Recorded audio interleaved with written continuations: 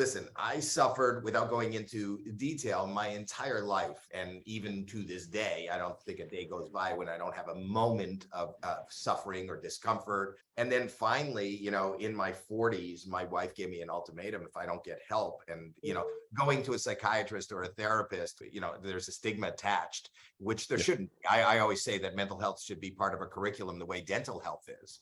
Everybody gets their teeth checked and they go, no cavities, and they take their kids.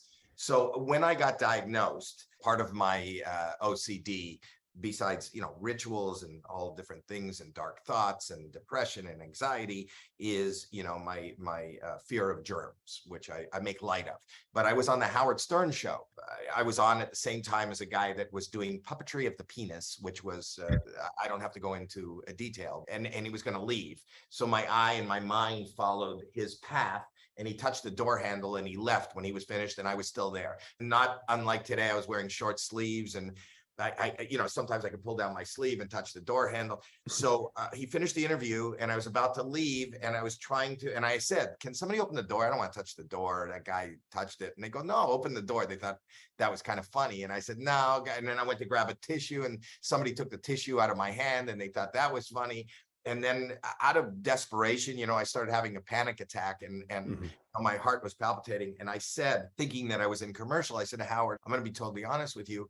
I've been diagnosed with something called obsessive compulsive disorder, and it's real, and I'm medicated. And so they opened the door for me, and I walked out into the hall, and I realized that it wasn't during commercial. They had been broadcasting. And in that moment, I've never had such a dark, desperate, scary moment, because I thought, oh my God, now I have just released this. Number one, my family back in California have heard this, and I have kids that go to school. They're going to be ridiculed, and their life is never going to be the same. It's now public knowledge, and people who put millions and millions of dollars into any even small production, why would they hire somebody who is mentally ill? So my career is over, my family life as I know it is over, everything is over. And in that moment, I kind of made a decision that I don't know what to do. I'm going to go down the elevator and I'm just going to run into traffic. I don't know what to do. And I remember walking out in Manhattan in the lobby, and the traffic and teeming people. And I never felt more lonely in my life. And over in my periphery, a guy comes up right beside me and goes, "Are you Howie Mandel?" And I didn't make any eye contact. I went, "Yeah." He goes, "I just heard you on Howard Stern." And I thought, oh my God, this confirms my worst. And I'm about to take a step. And then he said two words, "Me too."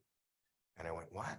And he goes, "Me too. I have OCD." And that was so cool to hear you talk about it. I go, what are you talking about? He goes, "No, I've been my whole life.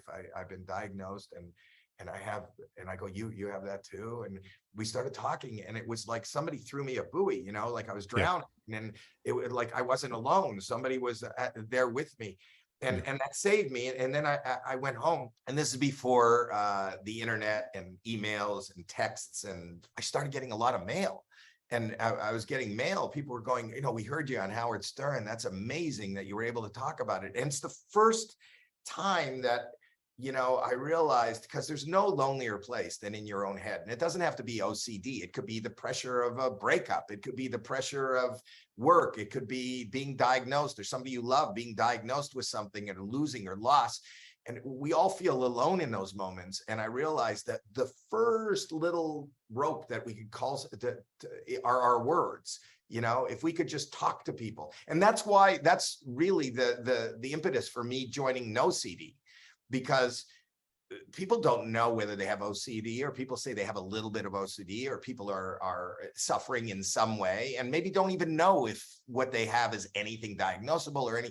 But to be partnered with a company that gives anybody access to have somebody to talk to, I can't describe in words the ease that two words, "me too," or somebody understanding. That is the life jacket that everybody in the world needs, whether you've been diagnosed with OCD, whether you just discomfort.